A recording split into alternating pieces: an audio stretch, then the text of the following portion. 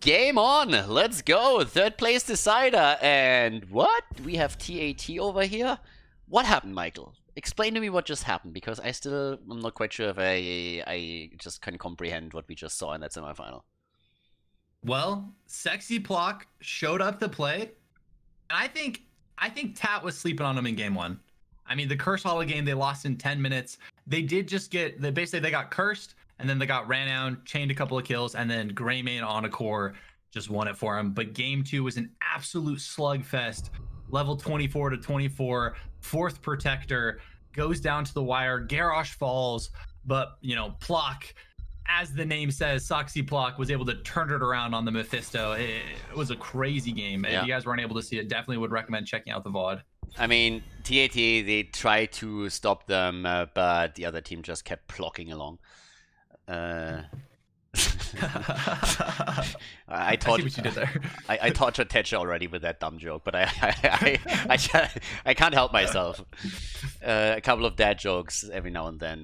They're necessary. You it know? keeps the chat on point, you know. Chill. Yeah. It's just pretty much It's pretty much a check if your audience is paying attention. If nobody calls it out, then you know that nobody's actually listening. They all muted you.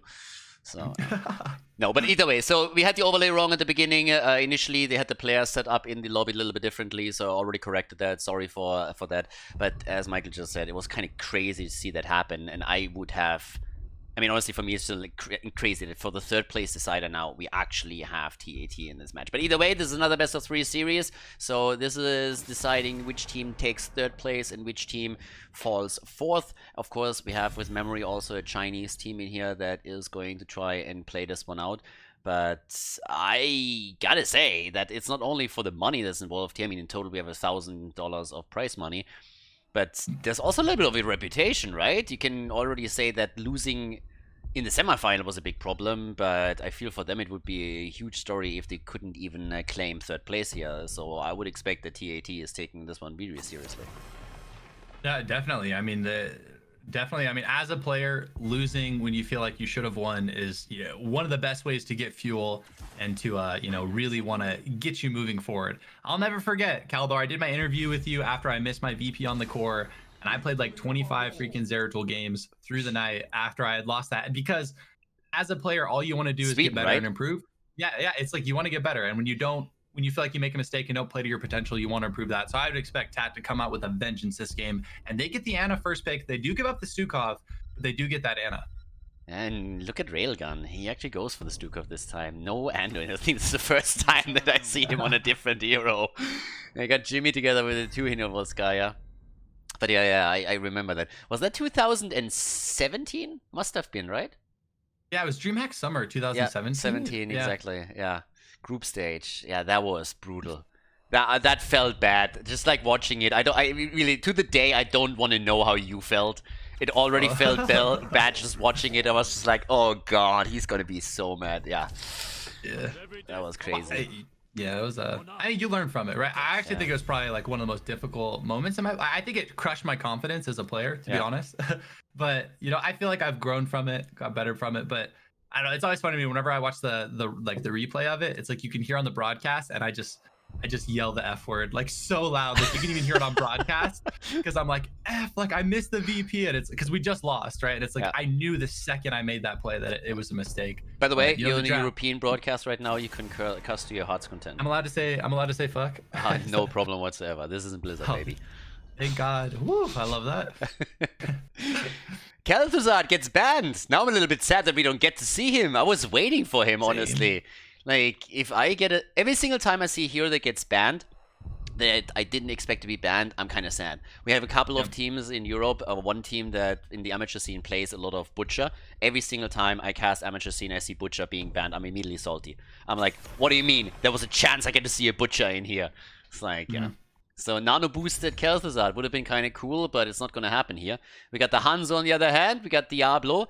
Personally, I would love something with Hanzo Arrow into Apocalypse, but as we've seen before, most of the players don't go into Apoc, at least here in the Eastern region. Medallion obviously makes this also a little bit worse. So let's see if they change it for this one, but I wouldn't expect it. We got a Nuburak. It's a nice combo. Nuburak Stukov is always a pretty sexy setup.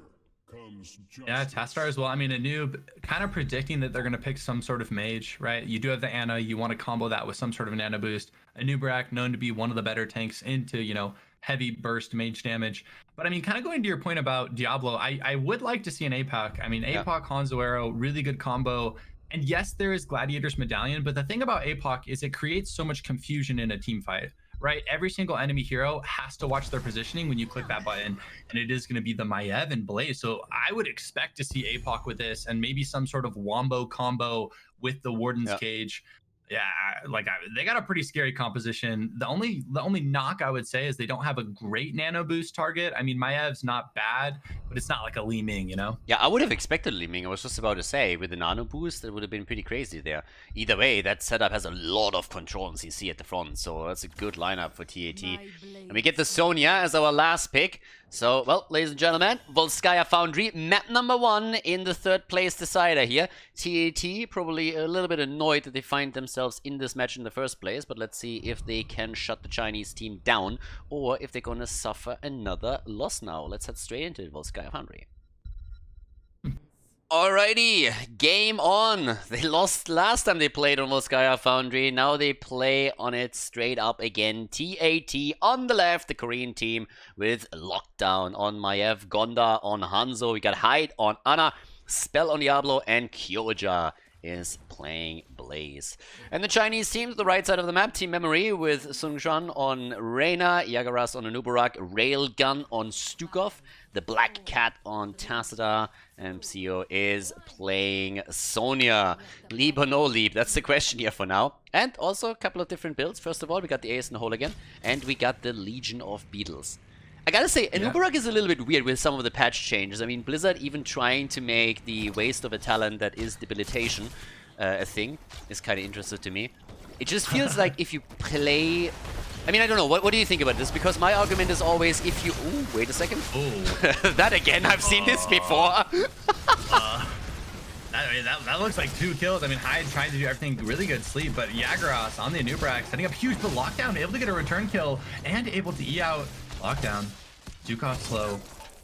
Big damage from Lockdown though. Yeah, but he is gonna die. What is he gonna die?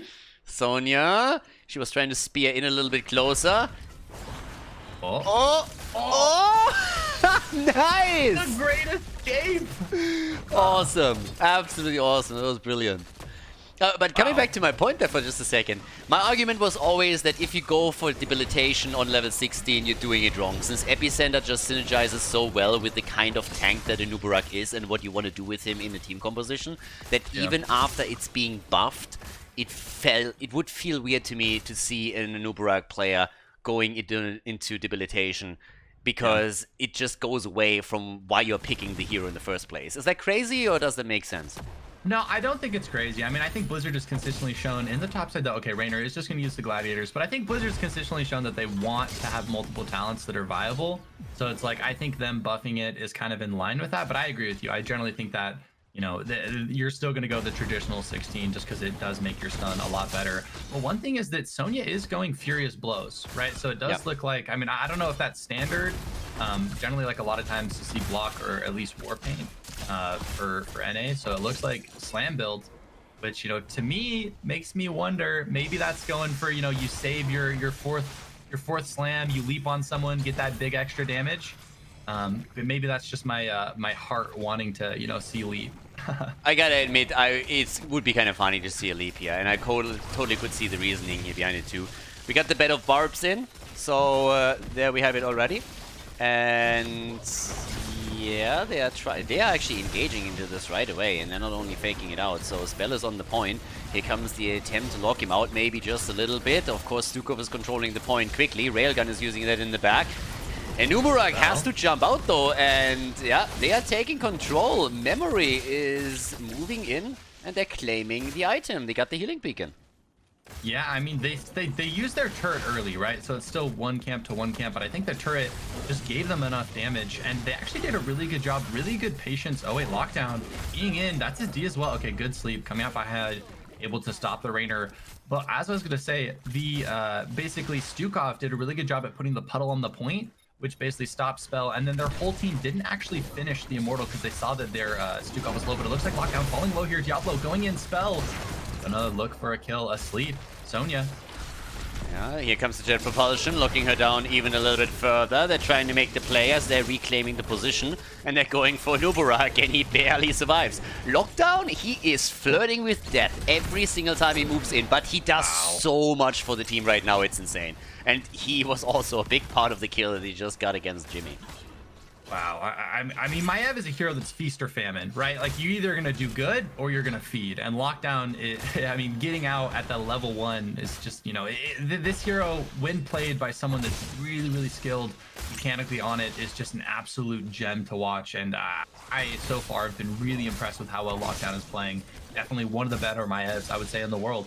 Yeah, for sure. I mean, the impact in this game already in the early game is just crazy. If he can maintain that towards the end, then he's just going to rip them apart single-handedly. Now we have the level 7 talents for both teams. That gives us a subterranean shield for the dive. After the initial Q setup, we also got the Psionic Echo now. And we got Battle Rage for Sonya. So teams are getting ready for the fight here because, well, TAT locked in 99% on the progress. And they are about to lock in the Protector. Red team is still facing a 1 versus 1 situation at the bot lane since Sonya is kept busy by Blaze, but here comes the engage as they're making the play for Diablo. Yeah, Kyoto going in, dropping the turret. Kyoto doesn't actually have mana though, so he is a bit low. Healing camp going down. 2 turrets used though, lockdown, pulling them in, looking to do some damage. And that's going to be all items used for both teams, but the health bars are definitely an advantage for Memory. It's at 99%. I wouldn't be surprised, or I actually would even like to see the blue team maybe just full reset and then come back with full HP bars and actually look to fight this. It looks like they are just going to tap and then look for it. I think they maybe could have played it a bit more patient, but it looks like Lockdown walking in here for the Anubrak spell, going deep onto the Rainer. Stukov, Railgun, trying to peel for them. Khaldor spell. Is he going to be able to make it out? He's so deep here. Yeah, he's really deep, but on the other hand, we have Sonya in a lot of trouble too. Diablo is going to fall as it seems, but we have Sonya already dead. Dibbles is about to die, and again, Maiev could be the linchpin here, but Kyocha is dropping low in mana, low in hit points. Nice wall. They nearly get the kill there. Stukov coming through with another lurking arm, and they actually hold the position. Memory is able to prevent the Protector, at least for now. Black Cat nearly died for it, but he makes his way out. And they still control the point here. The Chinese team just doesn't give this one up. Oh.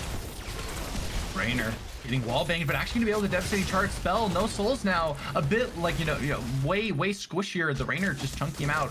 It is gonna be a 5v5 again as Blaze and Sonya are gonna be both walking back in.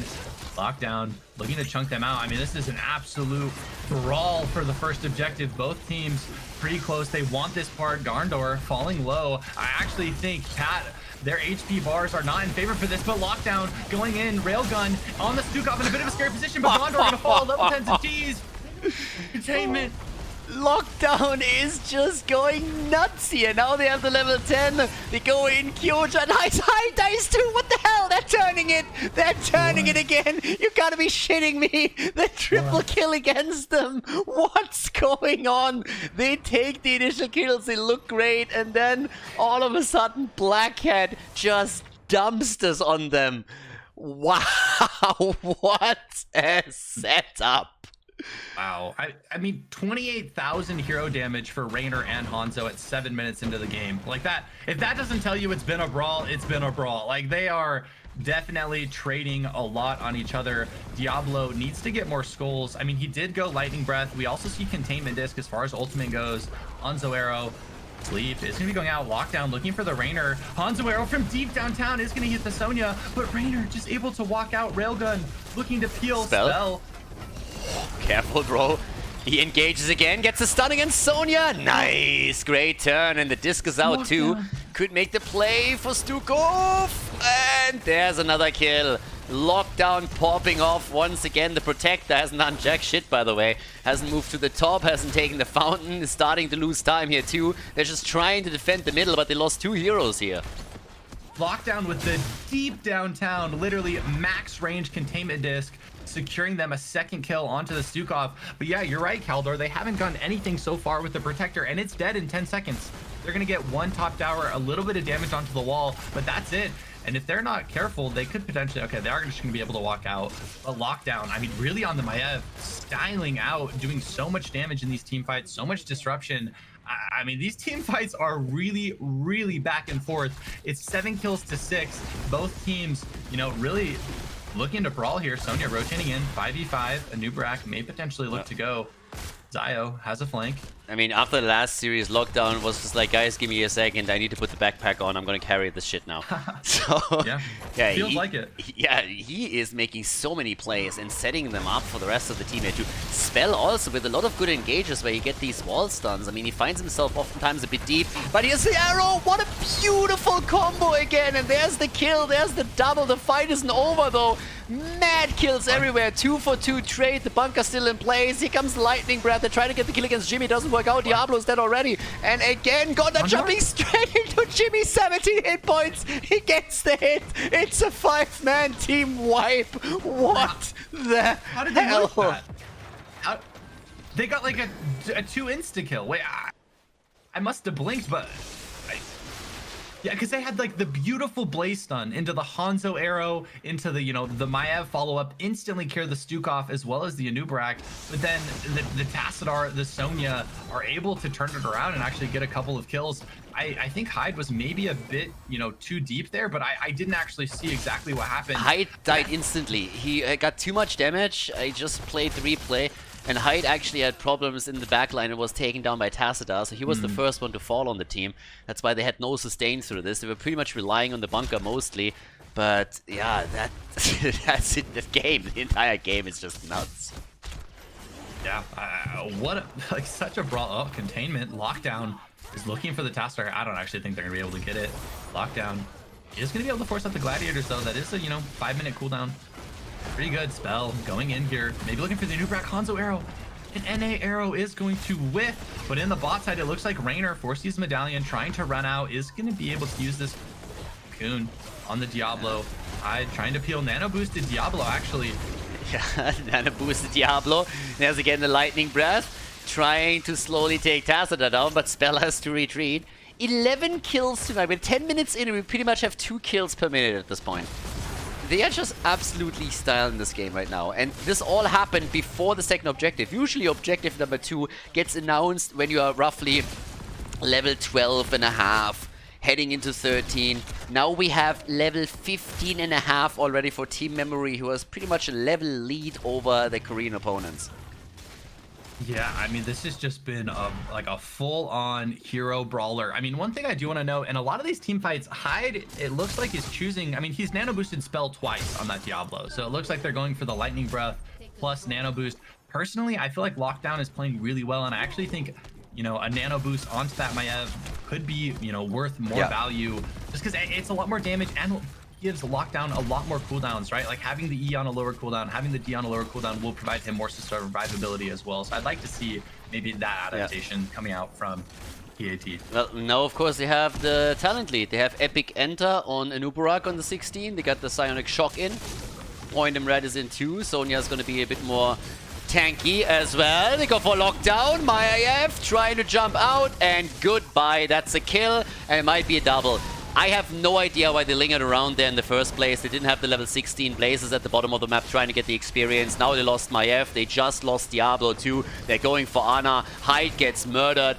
And I have no clue what's happening here today. If TAT decided to just play with one hand or what's happening. But they are getting crushed right now. First, they got destroyed in the semi-final, and now Team Memory is also looking stronger and stronger every minute, and TAT is in trouble. Holy hell. Yeah, Kyocha's like, team, I'm trying to get a 16. I'm soaking. Please don't fight. And then I think it's pretty greedy of them to be postured that aggressively onto the shrine without 16. Like, ideally, I mean, I feel like they should have just split push, maybe take bot fort, maybe take out a turret. Once they achieve that 16, I mean, that's part of why Volskaya goes so late. It's because you do have to channel, you know, the protector all the way up to 99%, which allows teams to split push. You know, I'd like to see TAT do that more when they are a bit behind.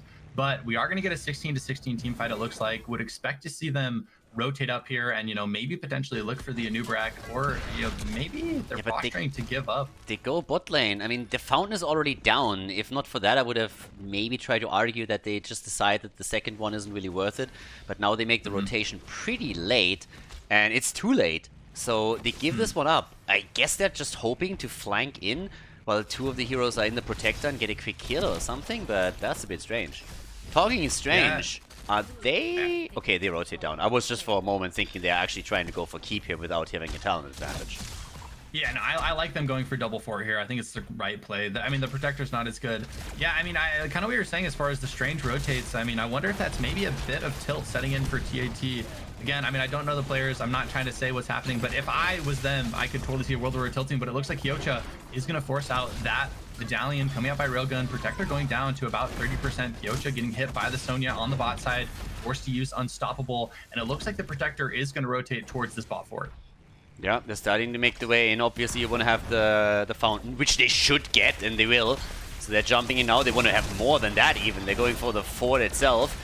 Yeah, the attack against Sonya doesn't quite work out. They hold 2 healing beacons too. I mean, the advantage in items alone that we now see for Team Memory is absolutely crazy. There's one hero that doesn't have an item. Epicenter coming in, but the medallion is being used. Nicely done. They both use those healing beacons. Ooh, that's a little bit of an overlay. Communication could have definitely been better there.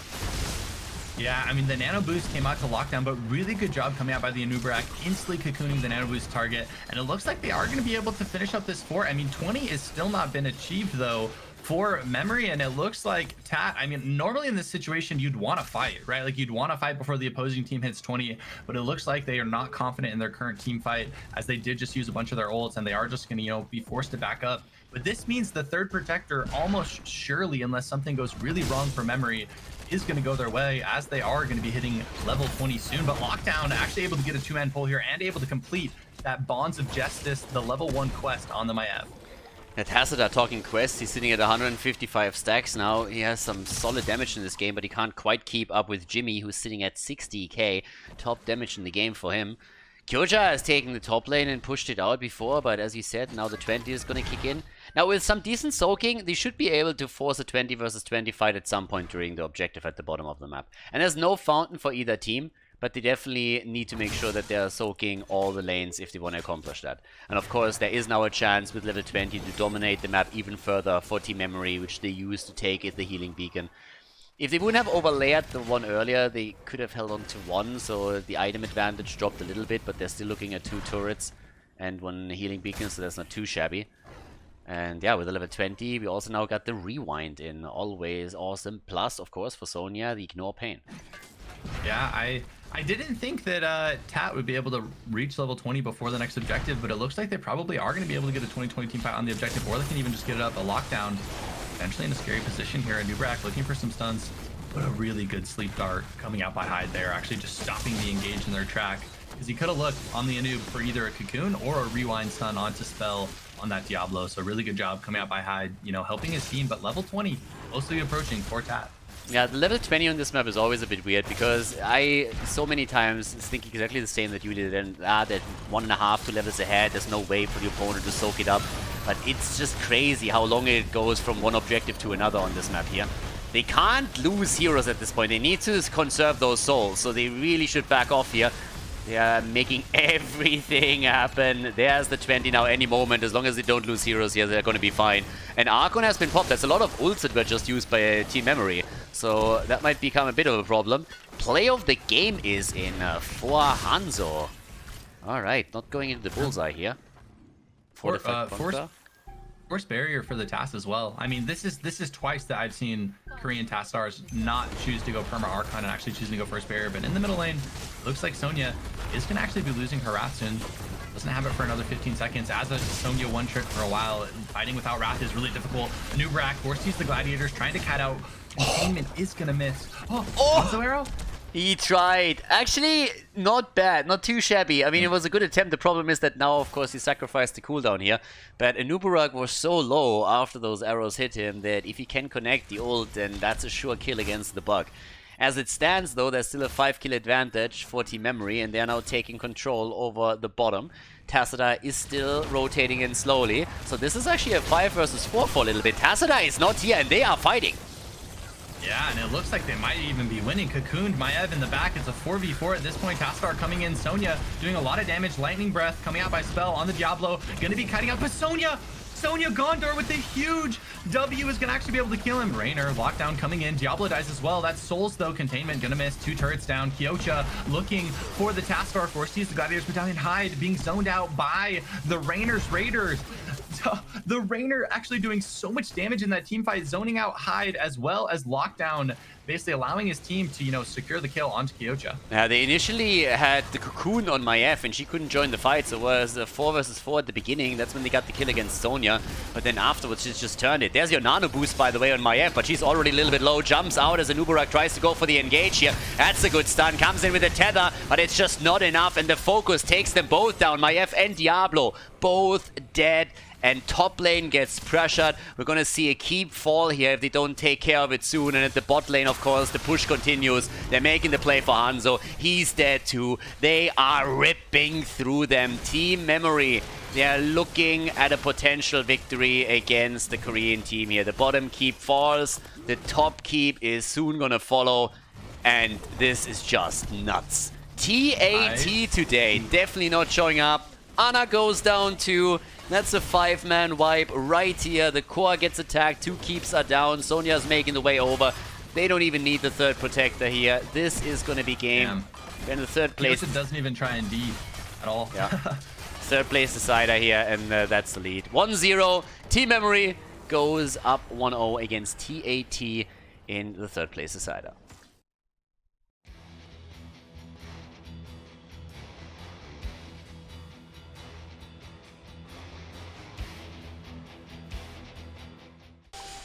Okay, guys, game 2. 3rd map in a row that was now lost by the Korean team. We're heading into our 2nd map of the 3rd place decider match, where Team Memory has just claimed the lead on Volskaya Foundry. And Altorak Pass is the next map, so TAT, they are in trouble. They need to win 2 in a row if they want to secure themselves a 3rd place in the tournament here. And if not, then, the Chinese would be obviously quite happy to lock in another map win and take that 3rd place. So let's see if they can pull it off here. Yeah, I mean, I'll be curious to see if maybe they switch up their draft a bit as well. I mean, I feel like they have been. I mean, actually, that's not fully true. I mean, because they got Stukov in the first game, and then they got Anna as well.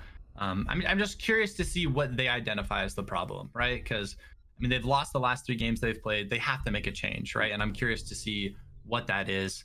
Is that going to be some sort of draft? I mean, they are running down to the very last second when it comes to the bans. So it's probably something they're discussing as a team. They're kind of going over, hey, how do we change this? Like, how do we, you know, switch this up? And it looks like a Raynor ban is their, you know, choice for that. Yeah, so Jimmy gets banned out. I mean, he's good against the bosses. Honestly, Exterminator on this map for Jimmy is still incredibly strong, since you can use it for those mercenary camps claims that you want to take off cooldown pretty much the entire time. You have those bosses up on the map against the objectives, kind of need to. So we've seen that a lot. Chromie gets banned again. Pretty consistent ban patterns throughout the tournament right now. I'm still a little bit shaken by the performance today of the blue team. Not expected, but that's of course a big opportunity now for Team Memory. And it's a Chinese team, so some of that aggression that we've been talking about the entire time could come through again. And we've been talking a lot about Railgun and of course the support plays on Anduin in particular. But his Stukov wasn't too shabby either on the last map. That synergy that he had, especially with the Nubarak, was always on point. Yeah, and it looks like Tat chooses to ban the Lucio. I mean, personally for me, it feels like a bit of a wasted ban, as we do know Railgun loves that Anduin, right? Like, Lucio is still a hero that was going to be maybe a bit up in the air. This leads me to believe that they want to ideally get that Ana first pick, and they're afraid of Dive. Personally, I think something like a Greymane is really, really good on this map because it provides a lot of pressure. Diablo is going to be the ban coming out for Memory. I would expect to see, you know, either Ana or Stukov here, or potentially they could, you know, pick a priority DPS and then just get whichever healer is left up. I mean, this is a huge map, so there's a lot of ways to play it. If you have Stukov, you can go for faster rotations too.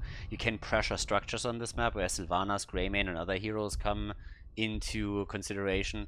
So yeah, with globals here, you could also like just try to global control the macro game a little bit. So there's a lot of options that you have in Alt-Right Pass.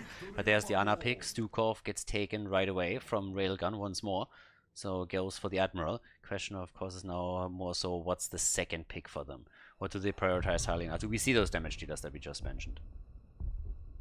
Yeah, or is it some sort of tank? Because they do have the Diablo. I would like to see a Greymane or like okay, so it is going to be a Garrosh. So they ban the Diablo, they pick up the Garrosh. I mean, this tells me they're going for a kill comp, right? Garrosh, Stukov, a really solid core to basically combo with something like a Greymane, something like a Li Ming.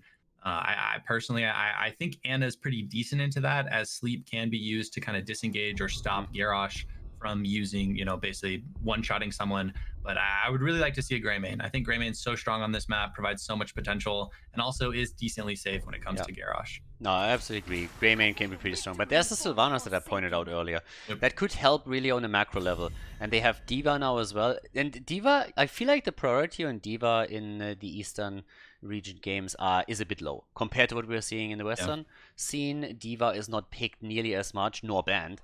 So in this case, D.Va gets taken. Kyoja is going to have that on the side lane here. Now, Gonda Sylvanas, that could be a big play. And honestly, we've seen some solid Sylvanas plays just in general throughout the day with perfect interrupts here through a Wailing Arrow. But there's the Anubarak ban. Not quite sure if I really thought that would be a big problem here. Anubarak with that setup. Do you see that as a big issue with the lineup that they're choosing here? I mean, I guess it's because they think Anubarak is probably pretty good into Garrosh. I mean, I don't think they have a great ban. Does that make sense? Like, I don't think there's one hero I look at and I'm like, they need to get rid of this. So I guess they just want to make sure their Garrosh can have a pretty decent time. Then one thing to know is that Sylvanas is a nano boost target, right? So nano boosted Sylvanas does a crazy amount of damage. I do think that's something that kind of hurt them last game, right? Like they were throwing nano boosts on Diablo. They're throwing nano boosts on Maiev, who's okay, but you know, this game they have that Sylvanas that is going to be the clear go-to target for those nanos. Could even still pick a mage if they wanted to. So we haven't really seen a whole lot of Li Ming here. The Tazda priority has been pretty obvious though. Black Cat goes for that again. And they're locking in together with that. Greymane. We kind of expected it for TAT. Now we have it for Team Memory. So that's a good setup for them too. Can always hit the bullet then and try and get the burst damage if Garrosh preps any kind of kill. I guess it would have been kind of neat for TAT to get that Greymane together with Sylvanas. That would have been the dream right there. Structures goodbye. You create some space with D.Va, sit at the flank, you know, guard it. And then Greymane and Sylvanas just like destroy every single structure on the map. But let's see what they go for the double pick here. Junkrat. I mean, I like the Mura. Mura, a pretty tanky hero, might be able to survive the one shot coming out, you know, for the side of Memory, and then Junkrat as well for displacement. I actually think Tat is set up with a pretty good composition here, right? Memory has a one-shot composition. They're looking to one-shot someone. They have D.Va for displacement. They have Willing Arrow to disengage. They have Junkrat to help out as well. And it is going to be the last pick, Gazlowe. I mean, Gazlowe very good zone control. Yeah. Do you think it'll be a Grav Bomb? Like we saw Robogoblin once, we saw Grav Bomb once. Which one do you think was better? Grav Bomb would be, I mean, both are fine, but Grav Bomb together with the Stukov, I really would like that. That would be kind of fun. That lends to a lot of kills. I mean, either way, game 2 could be the last map in the series. So let's check out what TAT can pull off here. Let's head straight into Alt-Right Pass. Alright, game 2, Alt-Right Pass everybody. Team Memory, the Chinese team, is in the lead as we are looking at our second map. Lockdown on Sylvanas. We got Kyoja on D.Va, Gonda on Junkrat, Hyde on Ana, and Spell on Muradin.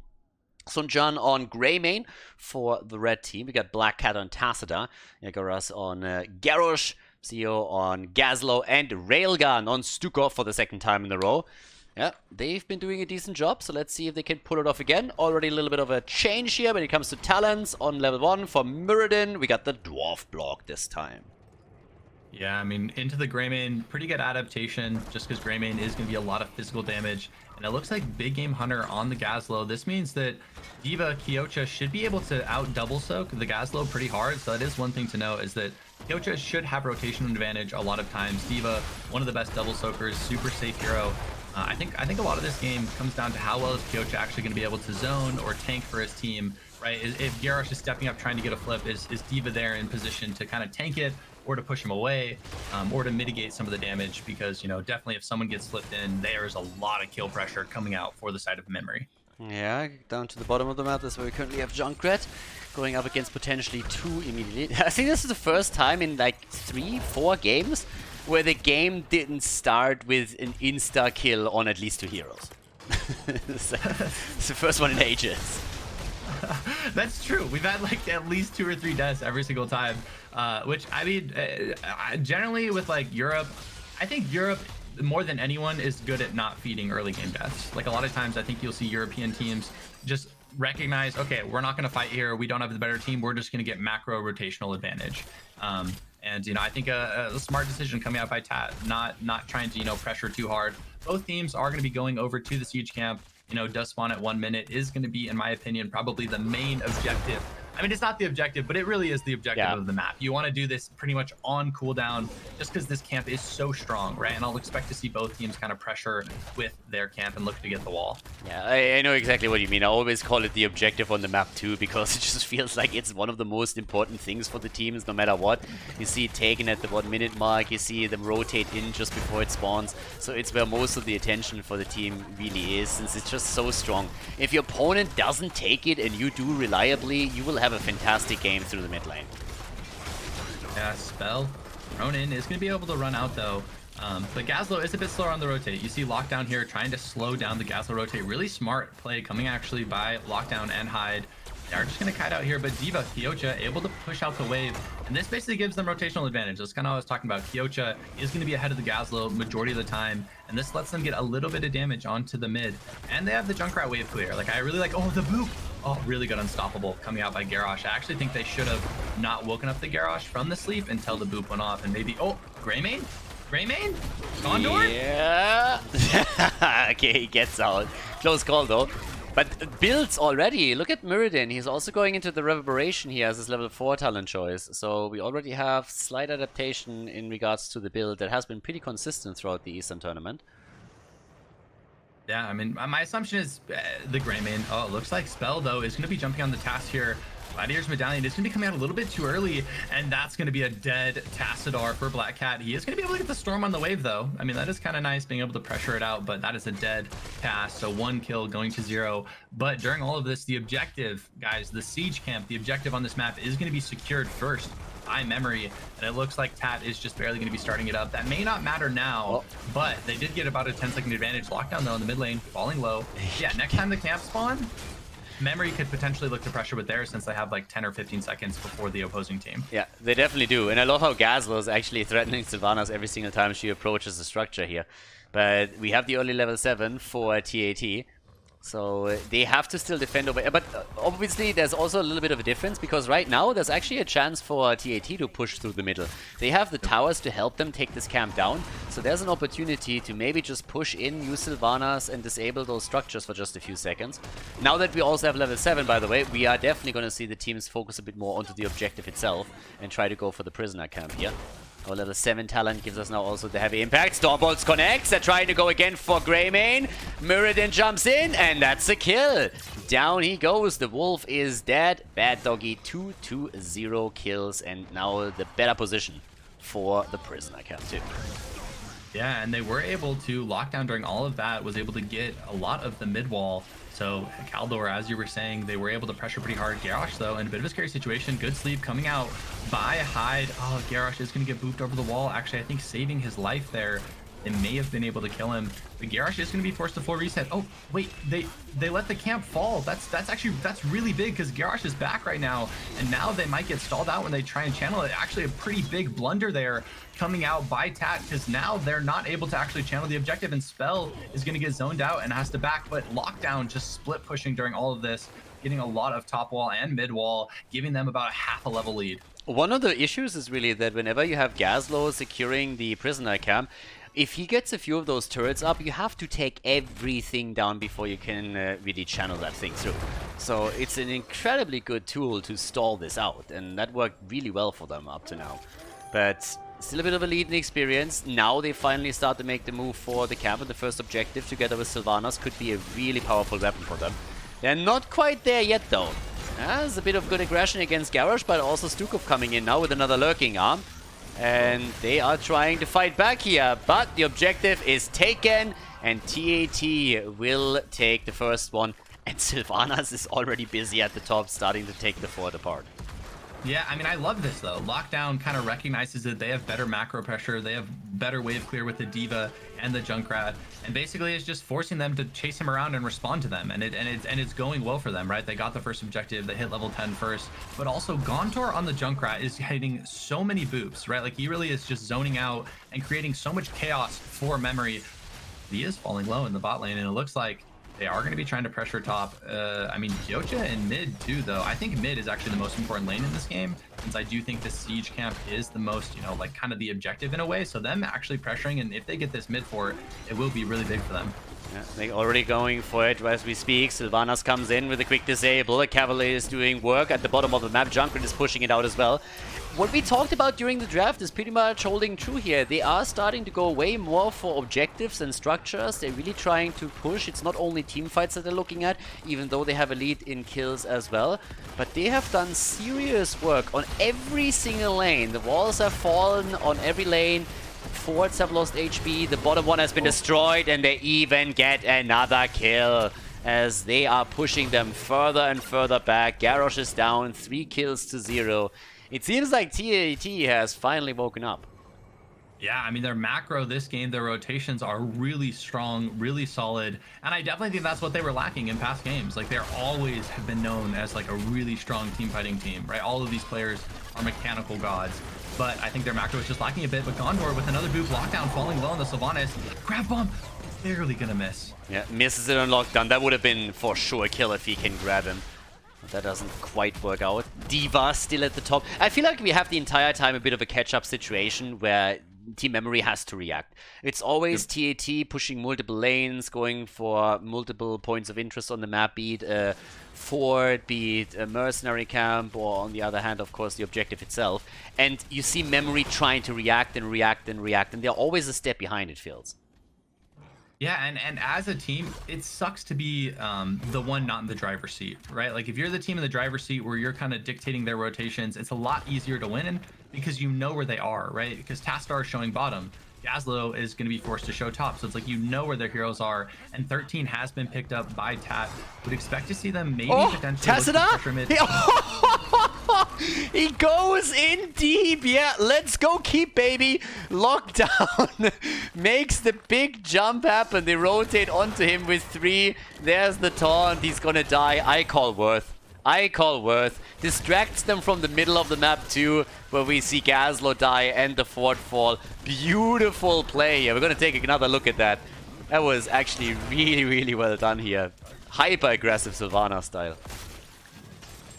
Yeah, I missed it, so I can't see the replay. So yeah, he went into a double wave and followed him over the wall, ended up next to the keep, killed Tassadar solo, and yeah, they rotated down with 3 of them. But that opened the map up even further for TAT.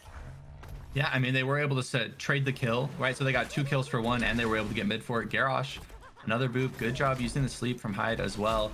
Objective is going to be around 20 seconds. They're looking to zone out, doing a good job just making their life difficult as they're trying to walk in here. Spell going to get thrown out. Turrets going down. And it looks like Lockdown and Spell just playing on the bot side. I'll be curious to see if they actually try to force this or if they just back off, take their camp, maybe look to pressure. Kyocha being a bit annoying. Spell walking in here, actually just gonna jump in, going on to Railgun. Railgun getting booped in as well. Khaldor is gonna get grab bombed using Gladiator's Medallion. Railgun being chased down. Kyocha wants that Stuk off. Another boop, but Lockdown on the bot side is gonna fall, but they trade it for the Stu. Hyde being chased down by Greymane. Kyocha trying to get out. Khaldor as well. Garrosh gonna get sniped by Khaldor from the Junkrat. Yeah, but Greymane is also a little bit out. Stormbolt hits. Quest is also long completed. They're trying to go for Garrosh. He's saving the day for now. Spell, once the kills, hits another Stormbolt. Connects it easy peasy with Tassadar as they're trying to make a play for Garrosh, and he is going to die. Garrosh is down. There's the sleep dart. Goodbye, Tassadar. It's another double kill. 9 kills to 2, and the objective is wide open. Yeah, I mean, I'd love to see them either proc their siege camp. Yeah, okay, it looks like Spell is running over to it. I mean, this is going to be a pretty scary push. This is level 16 advantage. the objective as well as your siege camp, and maybe, I mean, if they get 16, they could potentially invade this. Actually, Khaldor set up and in position. I think this is maybe a bit of a scary spot for Memory. They have the boop down. Mura is a bit far. If Spell's able to get there in time, and if they get double siege camp, this is going to be a keep falling for sure. Kyocho's walking in, and they have the 16 advantage as well. Kyocho. No way. Yeah, it took way too long to take it. They steal it away. There's the gravel. That doesn't work. And uh-oh, Gaslow. Sorry, bro, but that's the wrong end of the fight. Gets booped onto the other side. They take him down easily. Lurking Arm is there. Another Stormbolt hits hard. Stukov is dead. And that's the double kill. They keep Murden alive. The Riptire comes through. Another Stormbolt. He hits everything. Those are homing Stormbolts right now. They connect every time. Here comes Sylvanas. The objective is up. They're gonna go for game here. That's a lockdown going in. Oh, what? Wait, what? The boss chasing Khaldor, falling low. Khaldor actually dying on the Junkrat. You know, maybe a bit of over-aggression. You see the spam pings coming out onto lockdown. Khaldor saying, hey man, you got me killed. What the? They are able to secure the mid keep, and they're getting bot wall, and they're going to get the top keep though. I mean, an absolute turn of events in the favor of Tap. I mean, 2 keeps down, 12 minutes into this game. It looks like a really good position for them as they have all forts up as well. Exactly. They haven't lost a single fort, which means there's now continuous catapult pressure on 2 lanes against Team Memory and nothing on the other side. I guess reverse it's called. Tetra and I were discussing this yesterday. Obviously on this map you technically don't have catapults, but it feels like everybody still calls them catapults. So, yeah. It's like the same premise, right? Like, yeah. I don't know. I feel like this might sound weird, but it's like catapults is a concept, right? It's more that like there's pressure in the lane that they have to deal with, right? So it's like, yep. I still will probably call it katas. Yeah. So top side, they actually let this one slide. I mean, to be fair, it's 12 kills against 3 or 1.5 levels ahead, but you don't have a talent advantage, so you don't have to fight. But seems like they want to. Obviously, Memory wants to force a battle. Oh, nice follow-up. Lockdown with a beautiful arrow. The Wailing Arrow connects pretty much in the middle of the jump. Now they're going for the next kill. Nice Junkrat plays here too. It's a double, it's a triple, baby. They're gonna go for the Tacita kill. This is 4 out, and they're gonna go for core here. That is just lights out in game 2. It has to be. Yeah, the nano boosted Sylvanas lockdown doing so much damage. All right, it looks like they're actually going to go for the boss. I mean, core on this map, I think a lot of people are kind of unsure if they can do it or not, just because, I mean, at least for me, I've thrown a decent number of times. So it looks like they're probably just going to take the safe route, probably going to do a double boss, maybe take out, you know, both camps, and then look to end with the objective and their level 20. Yeah, they take the top boss. We're gonna have 5-man back up on the map, but of course they are looking towards level 20, as you already said, and that's what Kyoja is currently seeing in the middle here. That gets locked down though, so gotta be careful, but again, the level 20 is there any second now, and that means they can push in with boss. Plus also a Storm talent advantage. Doesn't matter that there's 5 defenders. They even take the camp here, waiting for the boss in the meantime. D.Va zoning this out a bit. Went into the timing attack on her 20. We got the cannonball. We got the nano infusion over here. And the bolt of the storm. Could have gone for the ult right away. Yeah, even the unstoppable force here for the dwarf, is that unstoppable force is already connecting with Stukov again. And our admiral here, our man, is on the run. And yes, he might get away unless there's a stormbolt ready. And in fact, it isn't. Junkrat is down, so is Garrosh. But the boss is already hammering the core down slowly but steadily. They're still chasing hard, especially Lockdown, who just wants Greymane. And he gets Greymane. Greymane is gonna fall, and the core will too. There's no way they're holding this. Absolutely none. Yeah, Team Memory had a great start into the series on map number 1, but it seems like now they will have to fight it out on map 3. It's a full 5-man team wipe as the core falls and TAT forces game 3 in the 3rd place decider here in the tournament. Nicely done.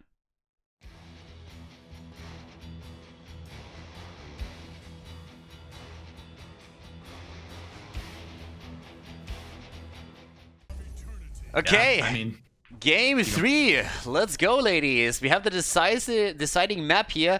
Battlefield is the last one, and Michael and I were just discussing that from the perspective of the Chinese team, it would really be nice to play on a map that prioritizes team fights more than macro game. And that's actually what we're seeing here. So instead of going for first pick and first ban, they decided to pick the map, which makes absolute sense from their perspective.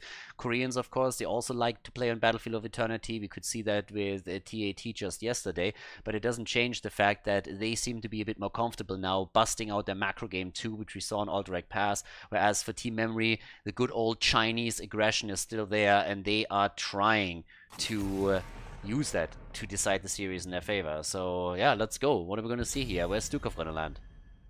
Yeah, I mean, so Lucio ban coming out by tap. I like this. I like this better because last time on Alterac Pass, they banned Rainer into Lucio. So I think they banned Lucio because they're afraid of the aggression. I would not be surprised here if we saw some sort of a Stukov ban. If we do see a Stukov ban, then I think we'll see an Ana ban in response. But they may also choose to do something like a Diablo, something like a Rainer. I think what they're really trying to do is take away some of those aggressive tools that Memory likes to use, and I think it's a good call. I mean, Jimmy, of course, with Exterminator is reigning supreme on Battlefield, so that could also be one of the bans. If not, it's definitely going to be a pick. We have Greymane that we discussed heavily. Banning Garrosh, that actually leaves a lot of these picks that we've been discussing now open. So Stukov could still be taken out. It's actually a bit of an uncomfortable position for Memory to be in. You'll have to think, okay, you got to pick your poison here. Do you ban the Stukov out? Are you more concerned about an Ana combo? Are you looking at Jimmy and are saying, well, he's just too good, we have to get rid of him? So either way, we're going to see TAT end up with a pretty solid pick, and I think if they can, they're going to take Rainer. Yeah, I think a Rainer ban would be pretty good because, you know, Stukov and Ana are both up, right? Okay, so they decide to go for a tank. So I would really like to see Tat. They first picked Ana the last couple of times. I think they should go Rainer. Yeah. Because Stukov and Ana are both up, which means, hey, you're going to get one of those S tier supports. Secure, you know, that Rainer DPS, someone that's safe into dive, combos well with both of those supports. But, I mean, again, they have picked Hyde, one of the best Anas in the world. They've been picking him, that Ana, and they pick it for a reason, right? He's really good on that hero. So if they pick it, you know, I could see that. But personally, I'd love to see him go Rainer. It's Ana. They go for Ana over here. So support first, and that of course leaves a lot of options now for Team Memory. If they want the Jimmy, they can get Jimmy. If they want to go into their Stukov play again, that's an option too.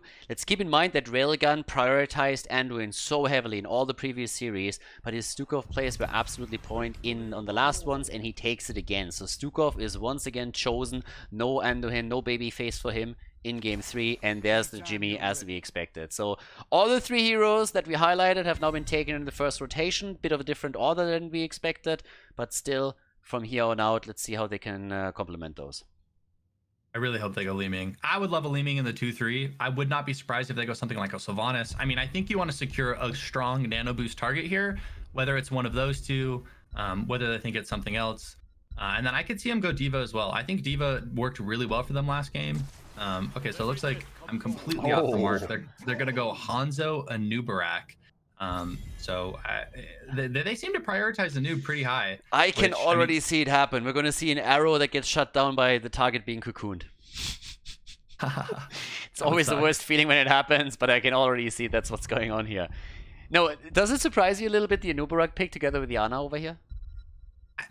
I mean, okay, I'm more surprised about the Hanzo. Like, I think if you wanted, I mean, I guess they want the race. Yeah. And like, I guess they're afraid of getting choked out on the race. And then they don't want to pick both their DPS here. Yeah, the Anubarak definitely does kind of confuse me. Because Anubarak screams dive and Ana screams, I don't want to dive. I want people that'll peel for me. Yeah. So maybe the Anubarak is deny, right? Because Diablo's gone. Garrosh is gone. They're probably going to ban a tank here, and they were able to steal the Anubarak, which makes it difficult for Memory to go dive. So now that I'm talking about it, that's probably the reason and thought process. So Deathwing gets banned. I could have seen them ban Anubarak more so than picking it. So I'm really wondering what comes after this. What is diving in with Anubarak? Or do they just like try to counterplay on the other side? We have still a lot of heroes open that you could see here. We've been talking a lot about Li Ming. She hasn't been picked as much as we expected. We have still Greymane up as another big option. And I really want to see how especially Memory is now supplementing the 2 picks that they have, because their jump on the Immortal is already great, but they could make it even better. We got the Muradin with the Stuka follow-up, the D.Va is in. That's a really annoying lineup that they're drafting right now. Yeah, definitely. I mean, that's a very beefy, tanky front line. It's just pissing me off just looking at it. How do you kill either of those heroes?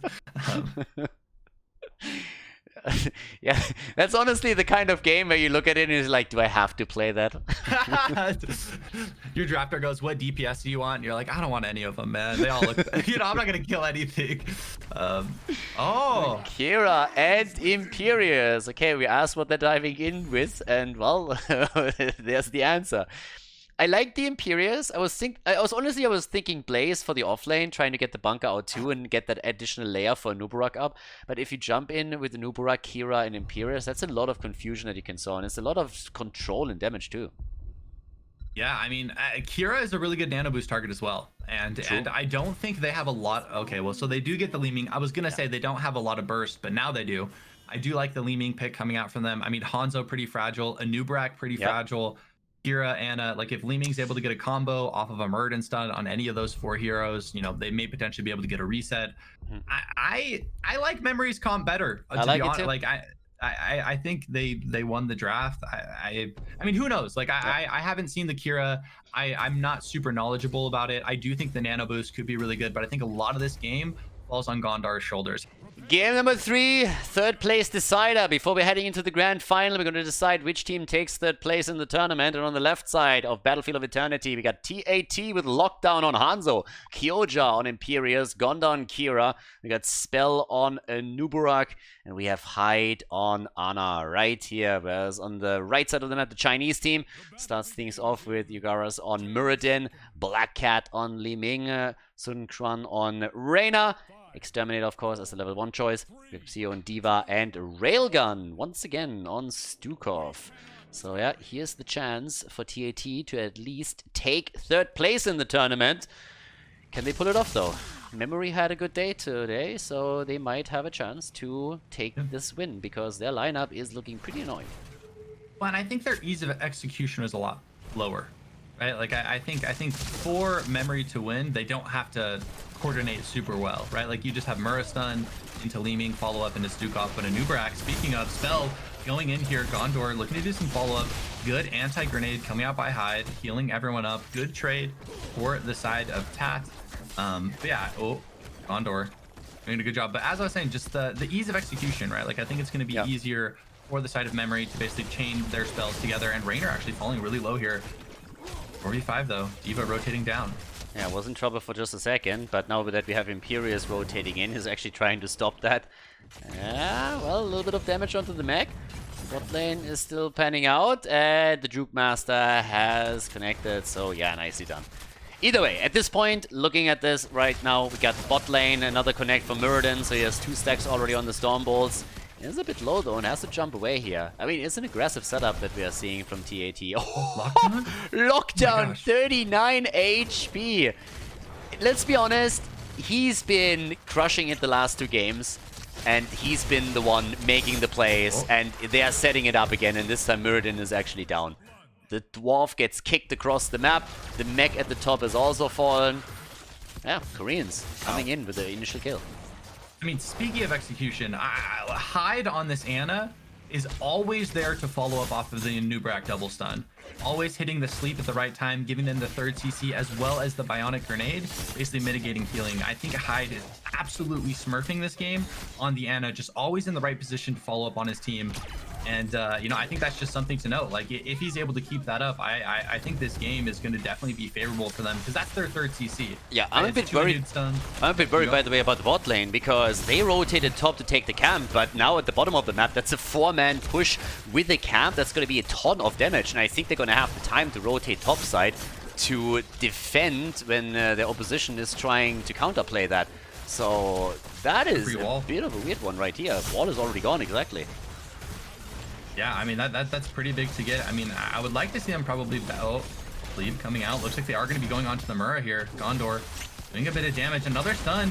Yagurath is going to get anti-healing though. Gondor a bit deep. Surely dead. Yeah, he's dead, but that bought some additional time for them, and that's a fountain destroyed. Imperius also is still at the top. So trading a kill for a kill is totally fine here. It bought a bit more time for the rest of the team to do more damage to the structures.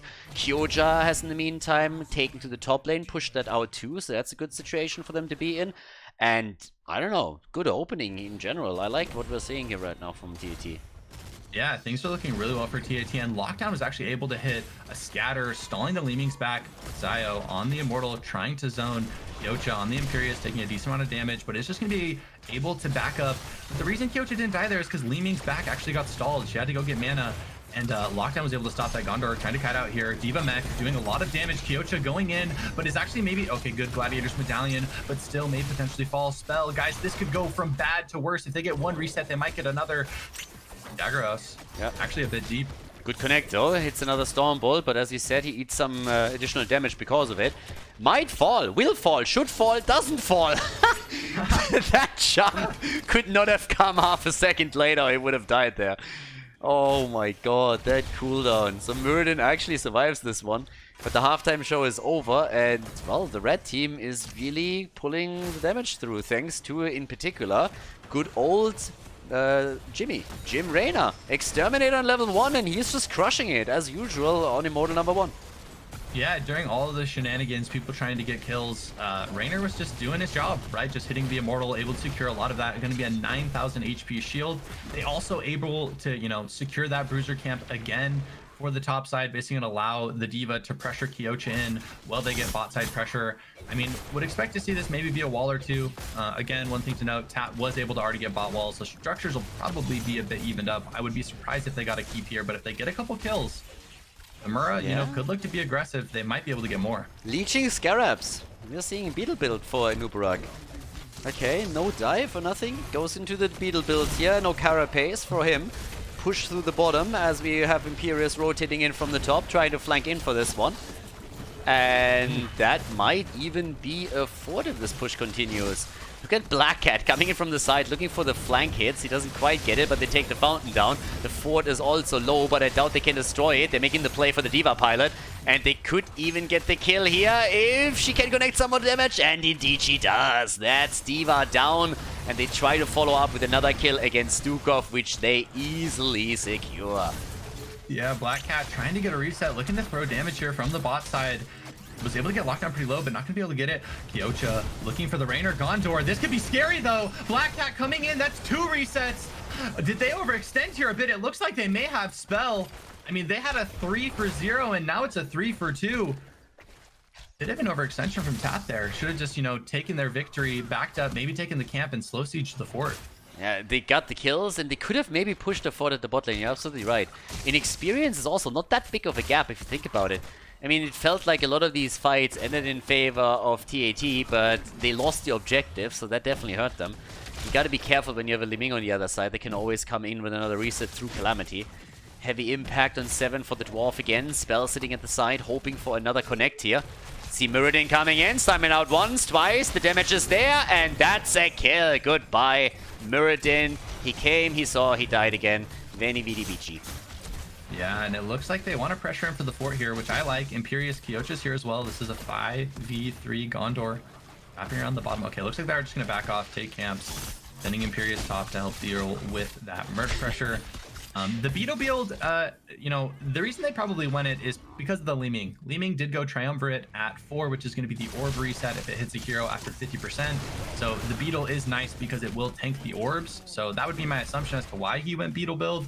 And I think it's decent here. It's also good into the Morden Stone Bolts, right? Like 2 skill shots that you can tank with your Beetles if you are able to time it properly. Yeah, but that does affect the number 1 talent. It doesn't really affect the 7. So I've seen hybrid styles on this, but the commitment, I want to see how far that goes. Obviously, we also have for Liming now also disintegrate since you want to counterplay Cocoon, so they need to burn that down. Oh, that was a mistake. That was a huge mistake. That could be the end of him. Barely gets the medallion through here and is able to escape, but that could have been the end of Lockdown. He doesn't pay attention. He gets stunned out by the boss itself, by the Immortal. And Muradin just gets manhandled in this, or dwarf handled. Right now, Yugara's barely tops the Avatar here, but he's again on the run. Yeah, Met coming out by Diva as well. A lot of ults used for both team. Nano Boost, Cocoon, Dragon's Arrow, as well as Flailing Swipe, Avatar, Immortal falling low down to half here. I mean, it looks like D.Va is going to have her, missiles back up soon. Would expect to see Memory look to maybe pressure in here. Raynor, during all of that, was getting zoned on the top side by Kyocha, doing a really good job, messing with the Raynor. Holy crap, their race is insane. That's what the hell? Spell going in here, actually onto Railgun. Gondor as well on the flank. Stukov in a bit of a scary situation here, falling really low. Black Cat going to have to try and get resets, but I don't think he's going to be able to do it. That's 2 heroes falling the mech as well. D.Va's going to die. That's 3 dead, and that's surely going to be immortal, going the way of TAT. They do not want to go out 4th place in this tournament. Yeah, that was beautiful setup and a fantastic triple kill for them. As of course a freebie on the Immortal. Nicely done, getting also the pilot, so they killed everything here. And it just feels that the front line in particular just doesn't stand a chance here on the side of Team Memory. You look at Muradin, he died 5 times already. 5 times. That's 60% of their deaths pretty much. So the dwarf pops up and he gets immediately whack-a-mole.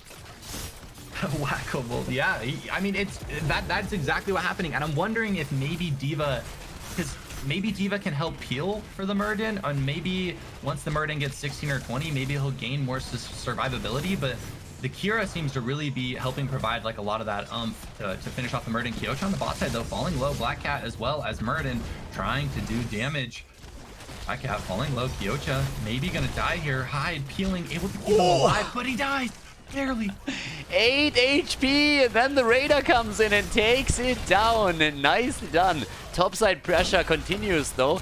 They are only playing with the 4 versus 5 here, but they still take the fort down. Nicely done. And they go for the kill and they get it. They take down Jimmy. The cocoon on Stukov. They're turning it against Railgun. Muradin survives this time. He hits the Stormbolt and they might get locked down. Yeah, they laser him down. Stukov is still alive for a little bit longer. Black Cat comes in again. I cannot believe that Stukov actually walks out of this one. Spell, on the other hand, he's low on mana. He gets attacked. Calamity comes in, and they get the kill. They're trying to turn it again against Muradin, and he falls. Kira popping off. Yeah, no mana on the Li Ming. I mean, they definitely need to try. Actually, Raynor showing up, maybe potentially able to turn Kyocha. Really going to miss that spear, and Kira's fallen now at this point. Kyocha may get chased down. D.Va looking for it. Li Ming mounting up as well. Looks like Zio is going to be able to get a couple of these body blocks. Raynor looking for the kill, and I don't think they're going to be able to get it. Nah, they shouldn't. Bot lane is also pressuring the forward even further. I mean, the next wave is coming in, so that isn't going to do too much damage once that we have catapults in action. This one is going to be in trouble. 13 talents are in. Bronzebeard Rage is ready, but Memory picks up their own level 13. Again, the Illusionist combo with Calamity on level 7. On top of that, the Virulent Reaction. And Bronzebeard Rage, of course, with the Nubarak on the Burning Beetles here. Yeah, I mean, I just wonder, maybe he should have gone, oh, Hanzo Arrow is going to miss here. And Raynor, Arrow. though. And hey, Arrow. Camera got it, don't worry. The Arrow cam got him. Yo, so I was placed for 30k and he has the best Hanzo Arrows I've ever seen. I'll say it now. He has been smurfing in our matches. He's EU god. But Mura falling low, Disintegrate is going to be able to get Stukov out. That's a lot of cooldowns used. Nano boost on Gondor as well. Gondor going pretty deep here, but doing a lot of damage and healing up as well. Are they going to be able to potentially... I mean, that nano boosted Kira just seems impossible for Memory to kill. Yeah, it's just like, you can run, but you can't hide. It's like, she went in several times now. She was actually one of the biggest damage dealers in that triple kill we saw on the last Immortal fight. And we have her with 41,000 damage, which is just a little bit shy of what we're seeing Hanzo pull off here. He's sitting at 46,000. But they're coming in again. Spell is moving in from the side for the flank. They're going for the mech, trying to drop the pilot out again. Spell, doesn't have the cooldown ready for another stun. But they are pressuring the entire time Team Memory. Memory is just like falling back further and further and further every time that TAT pushes in. Then it being said, it's 12 kills to 7, so all that Memory really needs is one good kill to open things up. Like here, they get Imperious, and that might just be the beginning of the first Immortal for Team Memory, or the second. They get the kill against Kira, the follow-up, and all of a sudden, Bob's your uncle, mid lane, completely, or the middle of the map, completely under the control of Team Memory. Yeah, and Raynor, during all of this, using that Exterminator, doing so much damage, able to just race down. Would love to see the D.Va actually go clear out that top wave. There's big side lanes. I mean, you have 2 heroes dead. Actually, okay, Leeming has to back, so I do think D.Va should stay then. So it looks like Leeming's going to be clearing top lane. I just wanted someone to go catch that. It's a huge wave. They want to hit level 16, right? 16 is a pretty big power spike, I think, for both of these teams. Mirror Ball, or even maybe potentially Diamond Skin, as it does look like it is a full E-build coming out by that Leeming. Do we see Diamond Skin like ever with Korean teams? Or I mean, because it looks like full E-build, and it could be pretty good into the Kira as well as, you know, like the 3-man front line. So 16's coming up here, healthy Immortal. Not so much a thing on the European side. Mirror Ball is usually the standard that you see there. In the Eastern setup, from the games that we've seen yesterday, as I said previously, Leeming wasn't really chosen as often as I would normally have thought, but I haven't really seen that there either. Maybe if she feels that she really needs it, going for it might be a thing. But actually, we have 16 any second now for them anyway. So no matter what she chooses here, we're going to see that power spike coming in. And they take the fort down, and they still have 50% left on the Immortal. Mirror Ball is in, same as you would see from the European style. We got the Dwarf launch also, and the Paint Them Red and Lockdown. Pausing the game over here. Maybe a little bit of trouble on their end. Kyoja looked a little bit tricky earlier. Maybe it's a bit of an issue for them. But yeah, Kyoja looks like he's in a bit of a scary spot, actually. They're all running over towards him. And I like the Mirror Ball Ming pick up by the Ming, for the record. I was worried that Ming might go Diamond Skin, because I think that extra damage, that extra oomph, a lot of times is what you need to actually get that reset, which, you know, kind of turns the fight for you as Leeming, because once you get 1, it's easier to get 2, and you kind of snowball. Yeah, I mean, right now, talking about Snowball, they have the level 16. They still have, there goes the game. They still have a bit of a chance to get some top lane pressure. But instead, they're actually just rotating down to the bottom to take the fort down. Can totally appreciate that too. At the top, they could have maybe gotten the wall, but at the bottom, taking the fort apart is now going to help them to establish some additional catapult pressure through the bottom of the map. And for the objective fights, that's going to matter more. So I like that. But now we have 16 also for TAT. And, well, Anubarak, epic enter, or what are we going to get from him? Yep, can't pass up on the talent.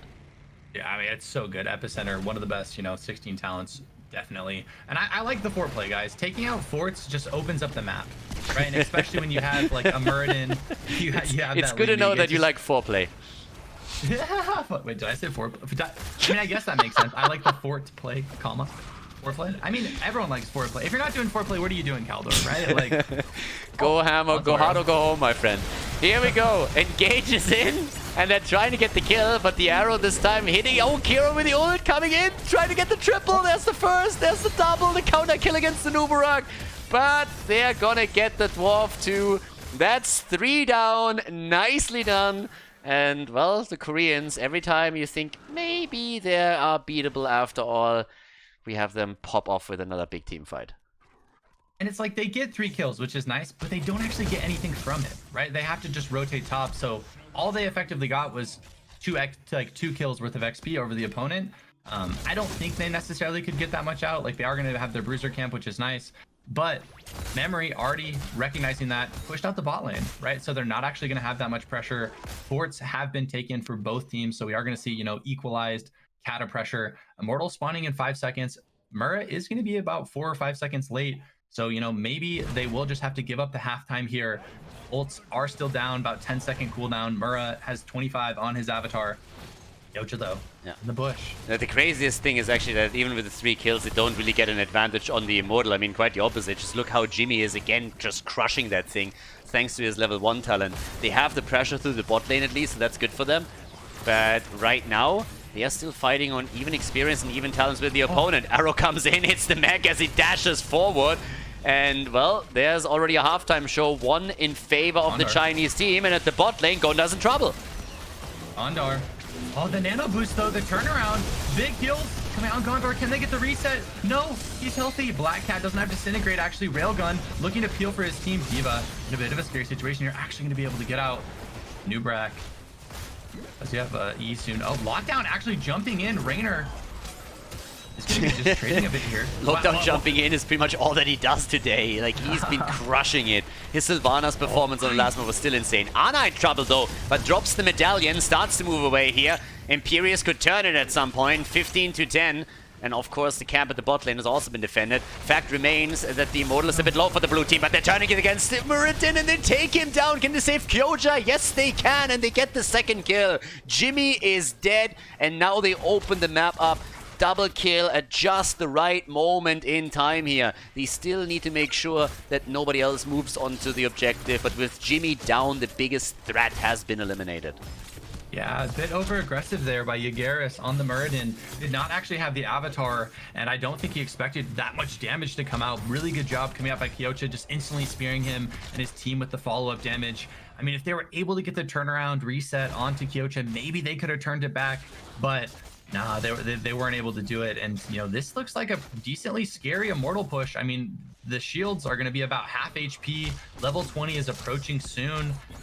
They could potentially go for a keep, and if they get kills, right, Battlefield of Eternity, one of the maps best known, if they get a couple of kills, they could win the game here and just end it. Yeah, and Muradin has been playing, committing a little bit too much Sudoku in this game. He died 8 times. Needs to focus on the game a little bit more and stop solving math puzzles over here. Talking about dying, the only ones that haven't died yet are Ana and Li Ming. Both of them still on 0 deaths. 31 stacks for Muradin, talking about him. But he is really having a rough time. They are just melting him away. It's crazy. But as you said, this is potentially game because we have level 20 talents, and that gives us rewind for Nuburak. First and foremost, we got the Bullseye, we got the Silent Killer in. So there's a huge chance now with a good Nano Infusion, for example, to really snowball this hard towards the core. Oh, E going in by spell. Good blink coming out by Black Cat, able to actually juke it. They've been able to get a lot of damage down onto the Immortal, so they're going to lose the keep. But I think as long as they keep playing safe here, I don't think they're going to lose the game unless they lose a hero or two here. One thing I do want to note, Giant Slayer on the Hanzo at 16 didn't go Pierce, so maybe that's part of why they're able to continually blow up this Muradin. I mean, if he has a full W, that's going to be, you know, almost 10%, 12% max HP. Raynor needs to be a bit careful here. I mean, you don't have 20 yet. Yeah, they can't fight. Sit in your base, hold hands, and get level 20. We've seen that mistake made by TAT in the previous games, so the Chinese, they are playing this a little bit safer. Usually they are the teams that, I mean, this was one of the most amazing things to me, especially like a lot of the mid-season brawls, when you saw Chinese teams just come in and YOLOing it out despite a talent disadvantage, but coordinating it so perfectly that they get an insta-kill that pretty much squares the fight again. But over here, they play it safe, they know that they're super close to their Storm talent, so they wait it out, and they're gonna grab them. Yeah, level 20 going to be a big, you know, achievement for them. Rewind achieved for the Muradin. Hopefully that can help him, you know, maybe stay alive a bit longer in these team fights. Rainer's Raider also upgrade. Duskwing, really big one. Any other super big 20 talents? I actually think Kira's level 20 is really big as well. Silent Killer, because basically now when she's ulting, it'll be silencing everyone around her. So, I mean, a nano boosted, you know, unrelentless strikes, silencing everyone is going to do big damage. Khaldor really has been rising to the occasion this game on that Kira. I feel like he's been playing out of his mind so far. Bot lane push is going to be fantastic for the blue team now as we're setting this all up, because they have the camp, and in addition to that, it's the catapult pressure that we're seeing here. So time is really working in TAT's favor during that fight now. Obviously, there's a good chance that this is going to be a snappy battle once again, but if not, then the blue team is going to have a better position, or should have that, on the objective, because, well, Memory is forced to react to this, or it's going to end up on the core. And off we go. We already have the Immortal attacked. Muradin is the only one to stand around here. And at the bottom, some time has to be invested by Team Memory to push this lane out. Yeah, I like this decision from Team Memory. Just playing together, everyone in the bottom lane, pushing it out. I mean, I'd like to see him even push one more lane, or one more wave, and then step on in, kind of get that wave clear advantage. A lot of times if you push the wave into the opponent's like favor, it gives you like vision control, right? You'll know where their heroes are, which basically makes it easier to win team fights. But Kyocha actually falling really low. Raynor just laying into him, doing a lot of damage, and Raynor probably going to walk on over to the Immortal and looking to start trade. Yeah, Temporal Flux also for Li Ming, by the way, as a level 20 talent. 17 kills now on 10. And yeah, it's full defense for Team Memory. They have to stick to that bot lane a little bit more. And of course, in a perfect world, they would try to get Jimmy on the Immortal. They need to. Like, he's the best one here for that particular purpose. But they are playing defense the entire time, and they might have to give up the halftime show. Yeah, taking a lot of Immortal damage. Expect to see maybe Mura look for something here. Their waves are in a good spot. So it's pretty much just going to come down to this team fight, guys. Whoever wins this Immortal is most likely going to win the game. 21 to 21, 22 minutes in. Both teams posturing. Kyocha defending their Immortal. Lockdown actually taking a decent amount of damage here. Aiming, stepping up, just looking to throw some spells, starting to, you know, whittle away at that shield. Yes, trying to take that low. Here comes Muradin with the Storm Bolt, and Ubarak immediately turns it against him. Muradin, is he gonna die again? He's going for the double digits here on the deaths, and he secures point number 9. They're turning it again against Stukov, and Railgun, he's about to fall. Here comes Imperius, he gets the kill. They're following it up on Li Ming. Even D.Va getting attacked here once more. Gondor showing no mercy whatsoever. Comes in, gets the kill, and they are chasing Jimmy and the core. TAT looks just so strong here. Yeah, that's 4 heroes dead. It would take a miracle, an absolute miracle to not lose here. Muradin dying to like 86 overkill before he's able to actually take, you know, get that avatar out. That fight could have been a bit different. Black Cat able to bait out the Imperious Spear. I mean, really has to get, you know, the resets of a lifetime here if they want to actually win. No heroes for another 20 seconds. This is a one-man defense. Li Ming looking to do everything that they can. Lockdown. Lockdown. The bullseye. Oh. Yeah, that would have been the first death on Li Ming. She's the only one that hasn't died on the red team. And well, that's game. We have TAT securing the 3rd place in this tournament with a 2-1 victory against Memory. Nicely done. Not quite what they were hoping for, but still a consolation prize for them. GG and well played. Battlefield of Eternity goes to the Korean team in blue.